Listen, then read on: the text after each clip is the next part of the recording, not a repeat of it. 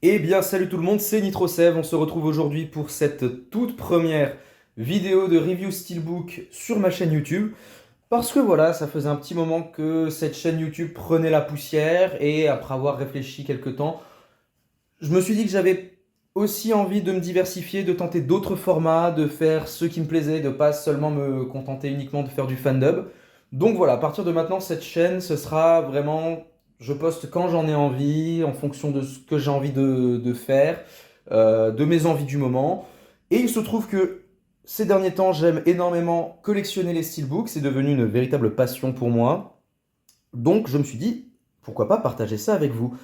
On commence donc avec le tout premier steelbook à reviewer sur cette chaîne, le Masque de Zorro, édition limitée 25e anniversaire, édition 4K Ultra HD plus Blu-ray, avec Antonio Banderas et Anthony Hopkins, réalisé par Martin Campbell. Donc c'est un film que je n'ai pas vu, enfin j'ai dû voir quelques minutes quand le film passait à la télé quand j'étais plus jeune, mais je n'en ai aucun souvenir. Il se trouve que c'est un film que j'avais envie de voir, donc ce steelbook, pour le 25e anniversaire du film, tombe plutôt bien. Alors, on va commencer tout de suite avec les spécificités audio. Pour le 4K, on a pour la version originale de l'anglais 7.1 en Dolby Atmos et du français, de l'anglais, espagnol, italien en 5.1 DTS Master Audio. Et pour le Blu-ray, c'est pareil pour toutes les langues, anglais, français, allemand, du 5.1 DTS Master Audio. Donc c'est plutôt classique pour ce genre d'édition. Au niveau des suppléments, des bonus, on va avoir 10 scènes coupées et des bandes annonces pour le 4K Ultra HD, des commentaires audio, des scènes coupées, des documentaires et un clip vidéo pour la version Blu-ray. Donc un Blu-ray plutôt assez fourni en termes de bonus.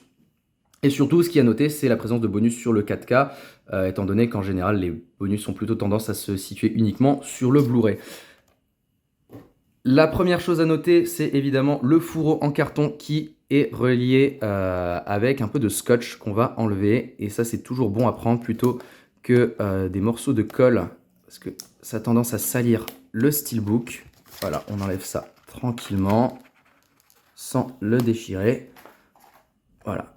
Le steelbook est donc, voilà, il reprend l'affiche originale, il est de finition mat, avec quelques effets de reflet, notamment sur le Z, au niveau de la lame ici. Donc voilà, c'est classique, il n'y a pas d'embossage, pas de débossage.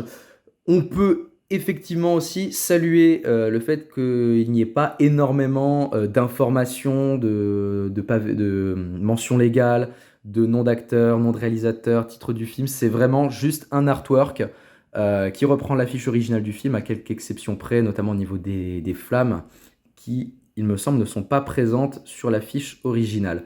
Donc c'est juste un artwork qui est assez joli. J'aime beaucoup les jeux de couleurs entre le noir et le rouge. C'est un steelbook qui rend plutôt bien.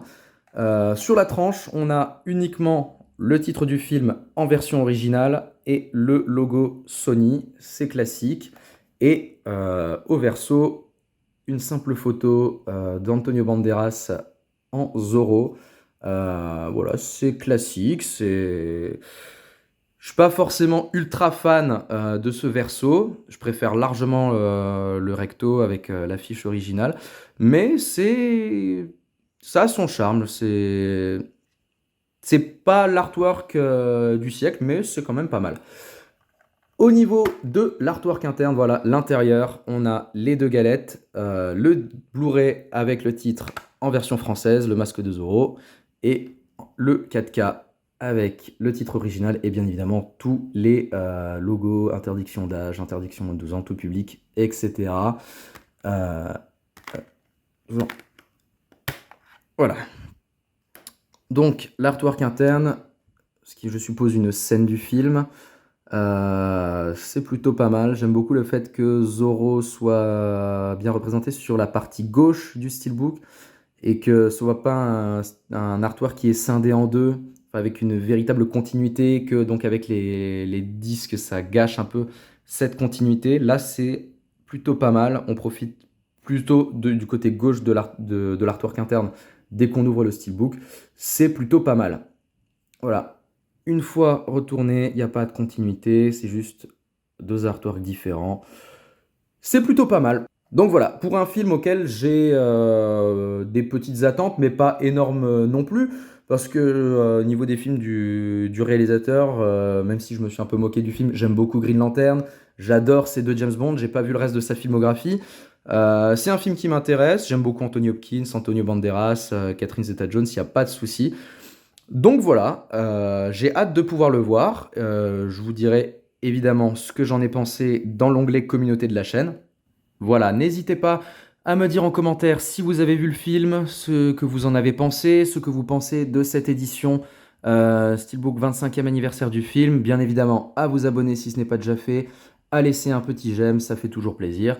Et quant à moi, on se retrouve très bientôt pour de prochaines vidéos, prochaines reviews Steelbook. Peut-être autre chose, on ne sait pas de quoi l'avenir sera fait. Mais en tout cas, voilà, je vous dis à la prochaine. Salut, portez-vous bien!